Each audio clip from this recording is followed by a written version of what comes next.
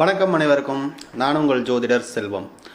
நம்ம போன வீடியோவில் இந்த அனபா யோகம், சுனபா யோகம் மற்றும் துர்தரா யோகம், கேமத்ரும யோகம் இது எவ்வாறு உண்டாகிறது அப்படிங்கிறத நம்ம பார்த்தோம். சந்திரனுக்கு 2ல் 12ல் 2-12 அல்லது 2-12 கிரகமே இல்லை அப்படின்னா இந்த யோகங்கள் உருவாகுது அப்படின்னு பார்த்தோம்.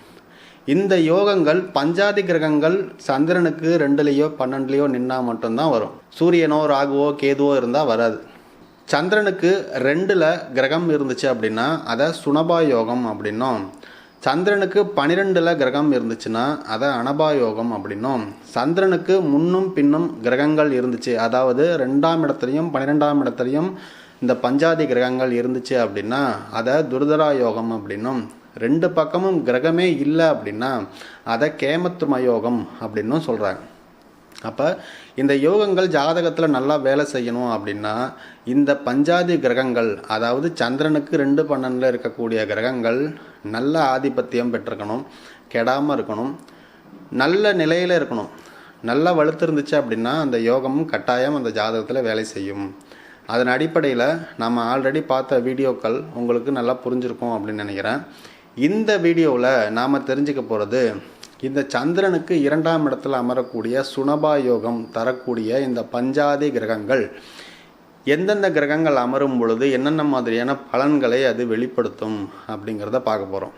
அதில் முதல் கட்டமாக சந்திரனுக்கு 2ல் செவ்வாய் பகவான் அமரும் பொழுது சுனபா யோகம் உருவாகும்.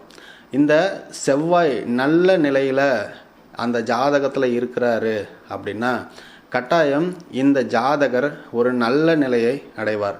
தேக ரீதியாகவும் சரி, முயற்சி உடையக்கூடியவராகவும் நல்ல சிறந்து விளங்கக்கூடியவராகவும், அதாவது சந்திரனுக்கு 2ல் செவ்வாய் நல்ல நிலையில் இருக்கும் பொழுது அந்த யோகத்தில் பிறந்தவர்கள் ஒரு அரசனை போல் வாழ்வார்கள் அப்படின்னு மூல நூல்கள் குறிப்பிடுது. ஆனால் கமெண்டில் சொல்லுவாங்க, எனக்கும் சந்திரனுக்கு 2ல் செவ்வாய் தான் இருக்குது, ஆனால் நான் எங்கே அரசன் போல் இருக்கேன், அட போங்க சார் ஜோதிடம் எல்லாம் பொய் அப்படின்னு ஒரு கமெண்ட் வரும். அதை தப்பு சொல்ல முடியாது, அந்த மாதிரி தான் இருக்குது. ஆனால் இந்த செவ்வாய் பகவான் ஒரு நல்ல ஆதிபத்தியம் பெற்று ஒரு நல்ல நிலையில் அந்த ஜாதகத்தில் சந்திரனுக்கு 2ல் இருக்கும் பொழுது அவர் கண்டிப்பாக ஒரு பார்க்குறதுக்கே ஒரு ராஜா மாதிரி இருப்பார். தன்னுடைய காரியத்தில் கண்ணும் கருத்துமாக இருப்பாங்க. இதெல்லாம் தான் அரசனை போல் இருக்குது. அரசன் அப்படின்னா உடனே ஒரு நாட்டுக்கு ராஜா கிடையாது. அவனை பார்த்தாலே தெரியும், கையில் காசு இல்லைனாலும் வெளில போனான் அப்படின்னா சும்மா ஜம்முன்னு போவான், ஜம்முன்னு வருவான், ஒரு ராஜா மாதிரி வாழ்வான் அப்படின்னு தான் நம்ம எடுத்துக்கணும். அதே மாதிரி நல்ல மூர்க்கத்தனம் அதிகமாக இருக்கும், கோபம் அதிகமாக இருக்கும், டக்கு டக்குன்னு பேசிடுவாங்க. ஒரு விஷயத்தை பேசிவிட்டு செஞ்சுவிட்டு தான் யோசிக்கிறதே. இதெல்லாம் எப்படி வருது அப்படின்னா இந்த யோகத்தின் மூலியமாக தான் வருது. அப்போ சந்திரனுக்கு 2ல் செவ்வாய் பகவான் இருக்கும் பொழுது நல்ல கடுமையான உழைப்பாளியாக இருப்பாங்க. ஒரு செயலை முடிவு பண்ணிட்டா அது செஞ்சே தீரணும் அப்படிங்கிற ஒரு விடாப்பிடி இருக்கும். அதுலேயும் இந்த செவ்வாய் வக்ரம் பெற்று சந்திரனுக்கு 2ல் இருந்துச்சு, யார் பேச்சையும் கேட்க மாட்டாங்க. அந்த பாவ ரீதியாகவும் சரி, அது அமர்ந்த சார ரீதியாகவும் சரி, யார் சொல்கிறதையும் கேட்க மாட்டாங்க.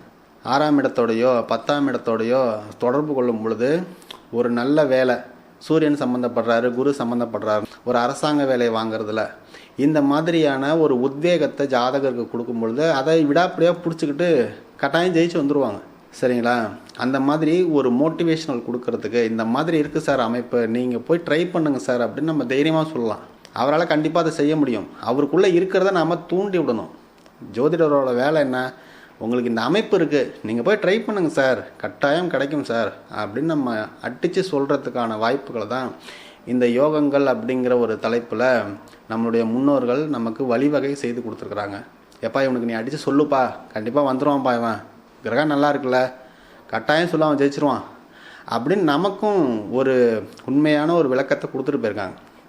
அப்போது சந்திரனுக்கு 2ல் செவ்வாய் பகவான் அமரும் பொழுது, அதுவும் நல்ல நிலையில் இருக்கும் பொழுது கட்டாயம் அந்த ஜாதகர் வாழ்க்கையில் ஜெயிப்பார் அப்படின்னு உறுதியாக சொல்லலாம். என்ன முயற்சி பண்ணாமல் இருக்கிறாரா, முயற்சி பண்ணுப்பா, உனக்கு இந்த மாதிரியான அமைப்பு இருக்குது, எந்தெந்த பாவத்தினுடைய தொடர்பு அந்த செவ்வாய்க்கு வருது, அந்த பாவத்துக்கு வருது, செவ்வாய் அமர்ந்த பாவத்திற்கு வருது, அதெல்லாம் கனெக்ட் பண்ணி வரக்கூடிய வாடிக்கையாளர்கள்ட்ட நாம் சொல்லும் பொழுது நமக்கும் ஒரு நல்ல பேர் கிடைக்கும். அன்னைக்கே இருந்தாலும் சொன்னாயா, நான் மட்டும் அன்றைக்கி அசால்ட்டாக விட்டுருந்தேன்னா இன்றைக்கி நான் கவர்மெண்ட் வேலை இருக்க முடியாது அப்படின்லாம் சொல்லுவாங்க. கட்டாயம் இதை நீங்கள் உங்கள் வாழ்க்கையில் எக்ஸ்பீரியன்ஸ் பண்ண முடியும். ஒரு பலனை நம்ம சொல்லும் பொழுது வாடிக்கையாளர்கள்ட்டேருந்து இந்த மாதிரியான வார்த்தைகளை கேட்கும்போது தான் நமக்கும் ஒரு சந்தோஷம் கிடைக்கும். அப்பா நம்ம சொன்னது ஒன்று நடந்துருச்சு அப்படிங்கிற ஒரு மகிழ்ச்சி நமக்கு கிடைக்கும். சரிங்களா? வீடியோ பிடிச்சிருந்துச்சுன்னா மறக்காமல் லைக் பண்ணுங்கள், நம்ம சேனலை சப்ஸ்கிரைப் பண்ணி சப்போர்ட் பண்ணுங்கள். தொடர்ந்து இணைந்திருங்கள். நன்றி, வணக்கம், பாய்.